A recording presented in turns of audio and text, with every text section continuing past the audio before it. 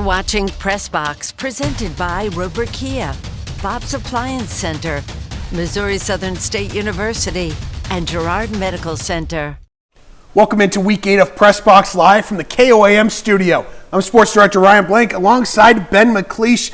Ben, I can't believe it, but we've already reached the final week of the regular season in Kansas and Missouri. That's right. The time is now to be playing your best football, with the postseason kicking off next week for our teams in the Sunflower and Show Me States. And two of those teams looking to cap off the regular season the right way. Enter the playoffs with some momentum too, Joplin and Webb City, who clash in our KOAM Game of the Week. Eagles have won 5 of the last 6 matchups against the Cardinals. Opening drive for Webb City, Braden Strickland will hand it off to Mason Williams, who bursts free for the first score of the game, 7-0 Cardinals. Joplin would turn it over on downs to Webb City. They're going to march down the field again. Williams rushes it up the gut for his second touchdown of the night. Webb City leads by 14. But the Eagles would respond right away. It's our senior quarterback, Daniel Rose, going deep, looking for a man, and he's got him. It's Lane Royal in stride. Just like that, this is a one-possession game on the touchdown. Webb City would score another rushing touchdown, this time with Gabe Johnson. But on the first play of the Eagles' drive, Daniel Rose, he's going to find a different guy this time, Trenton McCadney down the middle. He breaks a tackle, and he will go all the way for the Eagles. Touchdown, 21-13 Cardinals now. But Webb City isn't done yet. Strickland, he's going to pitch it to his man, Williams, who treks down the field, juking Eagles defender and taking it into the red zone. He'd score his third touchdown later on the drive. But Daniel Rose says, not so fast. I'm going to keep us in this one. He's got Royal again in the end zone. After a missed PAT, the Eagles trail 28-19.5. They can't keep up with the Webb City offense. The Cardinals win this one, 42-28. Carl Junction back at Bulldog Stadium for the second straight week, hosting West Plains. CJ had to punt on their first series. West Plains now punting from their own end zone. JoJo Ballard waiting at the Zizzlers' 35-yard line, finally brought down at the 27. Marcus Lopez-Derman takes the handoff from Mason Gilbert, finally brought down near the 20. 2 plays later, Gilbert gives to JoJo Ballard, running across the field. Couple of defenders in his way, doesn't like what he sees and decides to change fields, running the opposite direction, having no problems getting past the Zizzler defense in for the easy score. Both teams would exchange punts. West Plains now on offense. Jackson Taylor with the ball, breaks through the Bulldog defense, brought down at midfield. Second quarter now, Miller dropping back, finding Jackson Taylor with the nice one-hand grab, has some room to run, and Bulldogs finally have him out at the 15. A few plays later now, Miller rolling out, wanting to pass, looking for Jacob Moore. He fires to the corner of the end zone. Nice footwork, staying in bounds, touchdown, Scissors. West Plains kicking the extra point. Low kick here, would miss off the crossbar. 76 Bulldogs at this point. West Plains would pull this one out in a shootout, 37-30, the final in this one.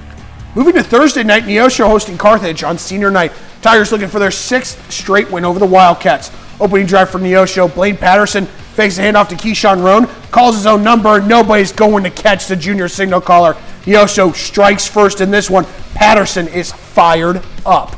But here come the Tigers, goal-to-go situation. Zane Browning does his thing, powers his way into the end zone for the score, tying this one up at 7.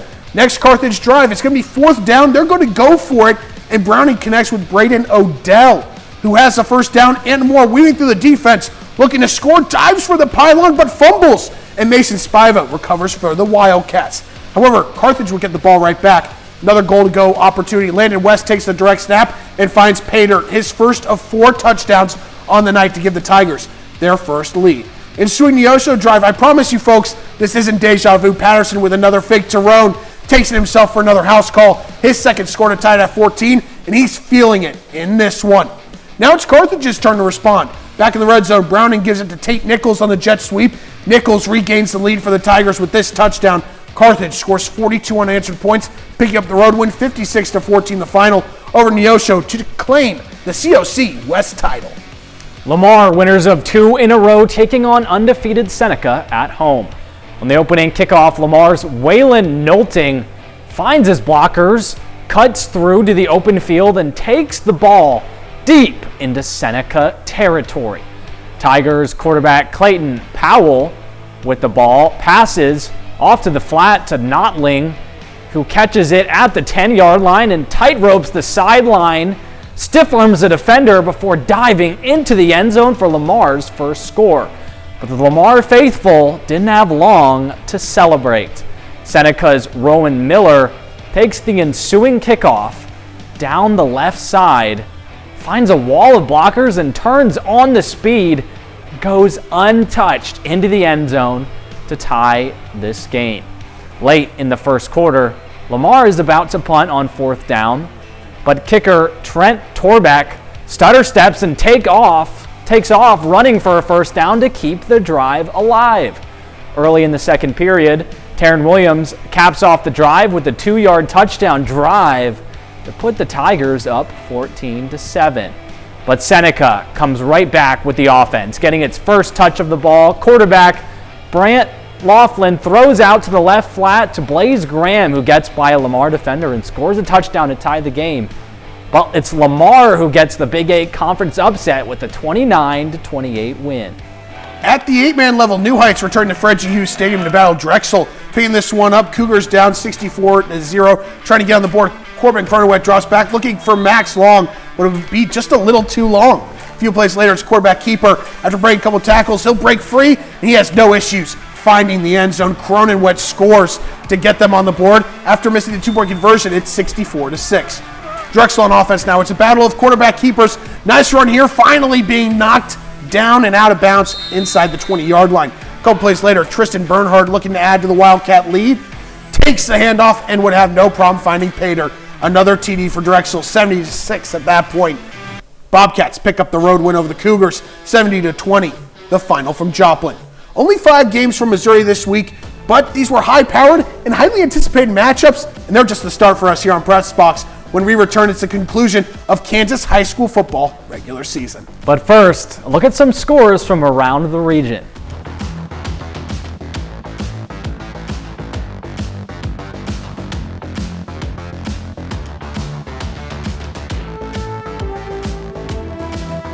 Welcome back to Press Box. It's going to be tough to follow up those matchups from Missouri, but Kansas is no slouch by any means. Let's start off with a big game matchup in the Southeast Kansas League between Labette County and Chanute. Grizzlies and Blue Comets looking for bounce-back wins after losing last week. Starting off, Labette County's Deontay Fields with the carry, eluding some tacklers with flair, breaking tackles and dashing down the sideline to score an impressive touchdown as the Grizzlies strike first for the early lead. Blue Comets looking to retaliate. Chris Harding II with the toss to running back Jordan Patterson, who reverses the field, and he'll charge 40 yards into Grizzlies territory before stepping out of bounds.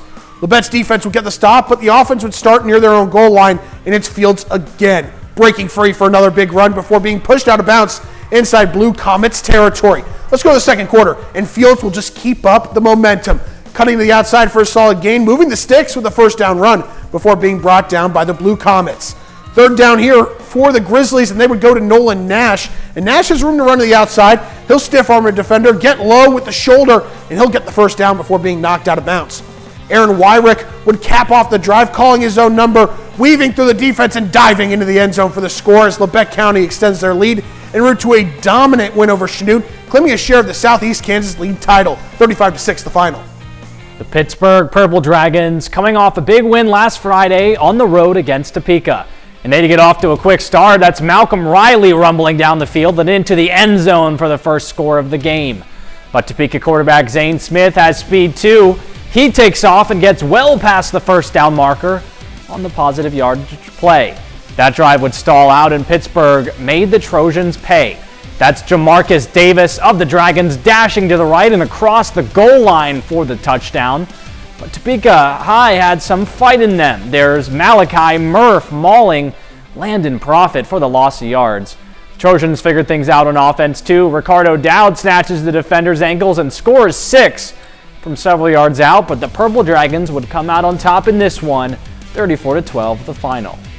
The Colgan Panthers eyeing a perfect regular season, taking on Southeast at Hutch Field.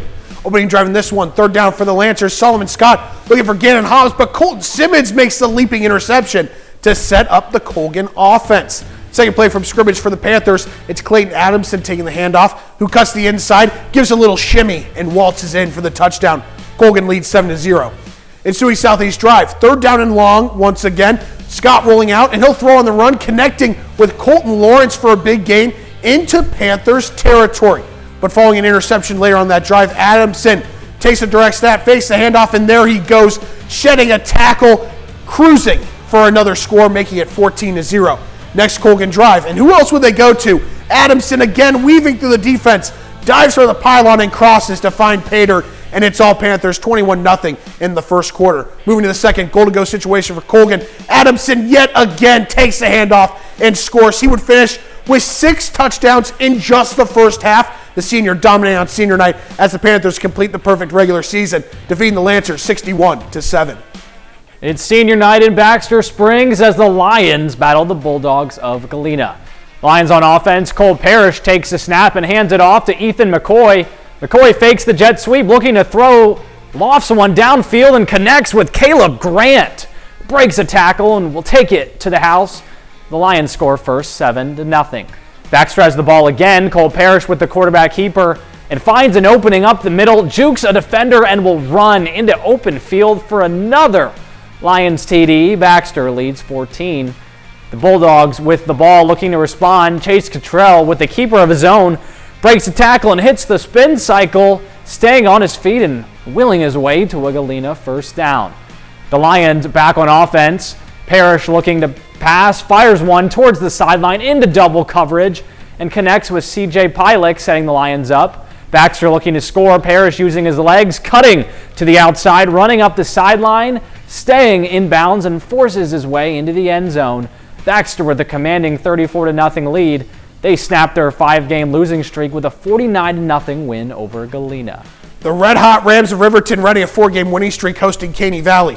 First drive of the game for the Rams, Aiden Witherspoon is going to roll out to his left, and he gets hit as he throws, and it's picked off by junior Jacob McVeigh, who takes it all the way to the house for a 6-0 lead for Caney on the pick 6. Rams try to respond with the running game. It's junior Noah Parker. He'll break one tackle, gets spun around, somehow stays on his feet. He'll gain 27 yards on the play, but the drive would stall on a fumble.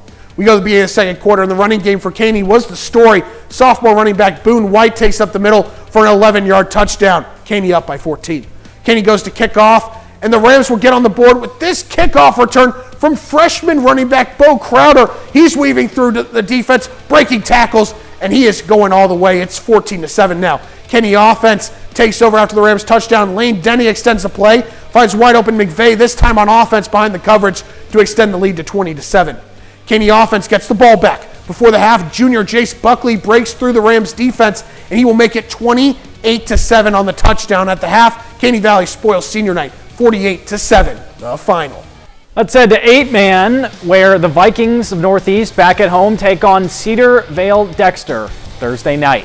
Starting off for Cedar Vale Dexter, Cooper Chris rolls out and takes off, weaving through the Vikings defense on a thrilling 60-yard run before being slammed to the ground. Northeast looking to tie this one up. Jackson Payne launches a deep pass, connecting with Justin Buss, who makes the over-the-shoulder grab for the touchdown.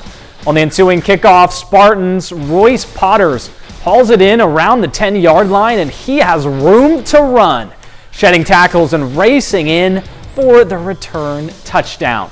Moving to the second quarter, Potter takes charge again, this time on offense at running back, getting to the sideline and turning on the afterburners for his second score. Next drive for the Spartans, Chris launches it downfield, finding Easton Cole, who makes a great catch for a big gain. Later in the drive, Potter would cap it off with his third touchdown on the night, breaking through the defense to find Pater as Cedar Valley goes on the road and takes down Northeast 74-50, the final from Arma. Another great week of action in the Sunflower State. Teams now shifting their focus to the postseason as it becomes winter go home next week. We still have one more state to get to, and it's Oklahoma with a pair of homecoming matchups Thursday night. We'll have those highlights when we return, but first, look at some scores from across the region.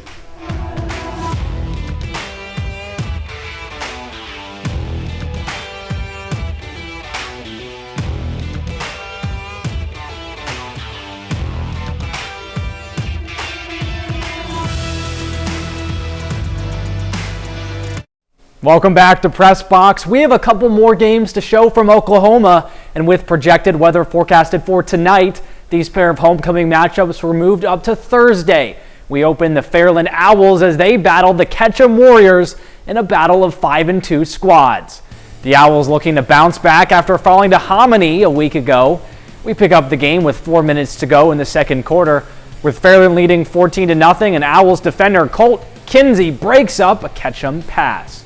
On the next play, Warriors quarterback Keegan Johnston is pressured by Fairland's Kane Bowers and Witten Amos, but gets the deep pass anyway. But it was Kinney again with the pass breakup at the last second. The Owls get the ball after a punt, and quarterback Carson Schertz starts up the middle and spins to the outside for a first down run. Next, Schertz passes out to the right flat to Black Murray, who makes the catch, but Ketchum's Caden Sandridge avoids the block and puts Murray on his back. The Owls come back to the line, and Schertz calls his own number again, breaking out to the left side and scampering in for a 24-yard touchdown run. Ketchum tries a fast-paced comeback in the final minutes of the first half, with Johnston pass complete to Gratian Jones, who steps out of bounds to stop the clock. However, time eventually ran out on the Warriors, and it's Fairland improving to 6-2 with a 55-14 homecoming win over Ketchum. Wyandotte looking to bounce back at home against Commerce in their homecoming matchup. On the Bears' opening possession, quarterback Hunter White looking for a receiver. He finds Tatum Threet in the middle gap. Threet makes it to the sideline, gets a huge block from Mason Brown, and he takes it 29 yards for the opening touchdown. 2-point conversion attempt here. White's going to scramble around. He's going to start to his left, retreat about 10 yards or so. Then he's going to roll back to his right, throw on the run. He's got an open man in the end zone, finding Brown to make it 8-0. Following an interception by Wyandotte, it's White launching it deep, and you know who he's looking for. It's Tatum Threet making the catch on the run and racing in for his second score of the game. This one for 79 yards. Bears extend their lead. And on the conversion attempt this time, White's going to drop back. He's going to throw quick. He's going to go to the left flat, and it's Kaysen Threet who hauls it in to make it 16-0. But the Bears weren't done there. Still in the first quarter, White looking to throw. He's got Hagen Langford at the 10-yard line. Langford breaks up the middle and rolls into the end zone for another Wyandotte touchdown. Another 2-point conversion attempt. White lines up the Bears, and he'll go back to Kaysen Threet, who's fired up after making the catch. Bears extend their lead 24-0 with 3 minutes left in the first quarter. Wyandotte cruises to a big homecoming win over Commerce, 62-14 the final. Wyandotte and Fairland continue to prove that they're contenders for a state title with big wins.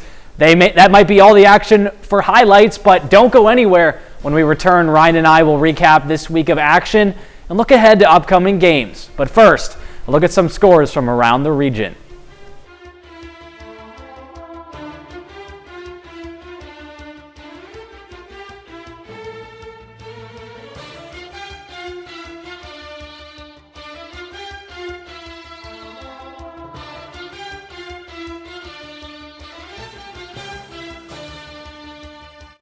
Welcome back to Press Box. As always, Ben and I will round out the show with a recap of this week's game and a look ahead to what lies ahead. We open with our weekly takeaways, and Ben, get us started. What's one thing that stood out to you about the last couple of nights?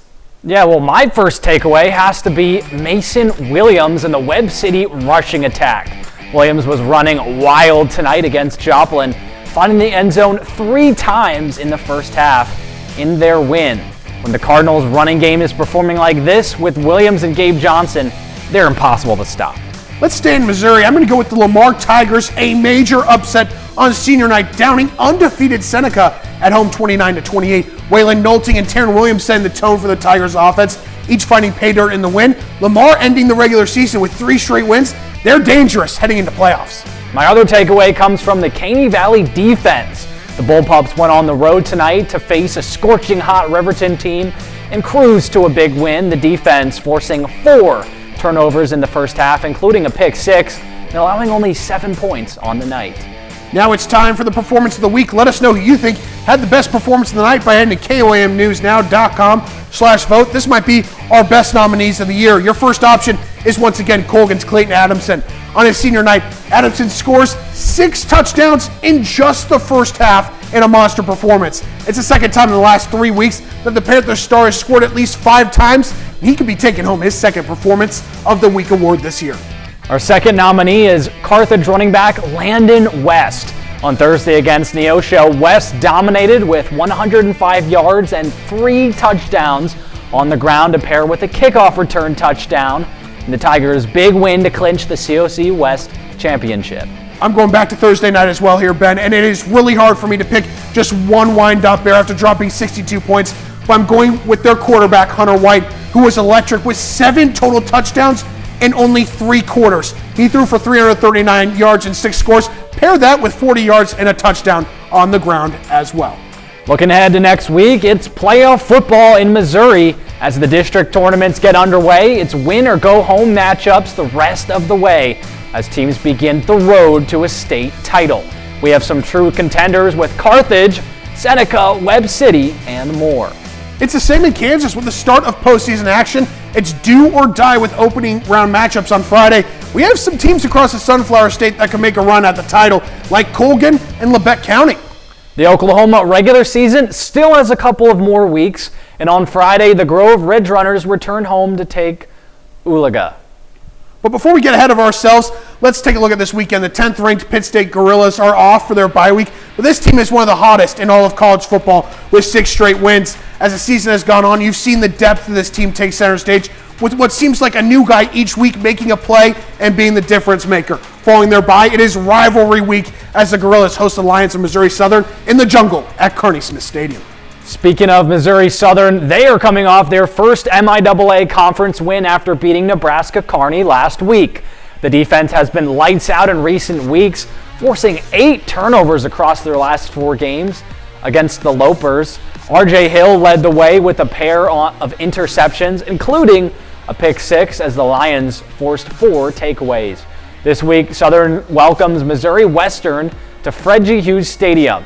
The Griffins may be 1-6 on the season, but head coach Atiba Bradley emphasized this week that records do not mean a thing in the MIAA, and that his team will need to be ready to go with the win on Saturday. The Lions will be back to 500 entering that rivalry game against Pitt State. The Kansas City Chiefs are above 500 after a beatdown of the Raiders last week at home. Offense totaled over 430 yards and 31 points, including a pair of touchdowns for Rashee Rice, who returned from his suspension and knee injury that cut his 2024 year short. The defense held the Raiders to under 100 total yards in only 30 plays. Let's put that in perspective. Kansas City's offense had 30 first downs on Sunday. This week, the Chiefs are back at Arrowhead Stadium on Monday night against the Washington Commanders. They'll be without quarterback Jaden Daniels likely, leaving Marcus Mariota to start under center. KC looking for their 3rd win in a row and their 5th win in their last 6 games. Kickoff on Monday at 7:15 on ESPN.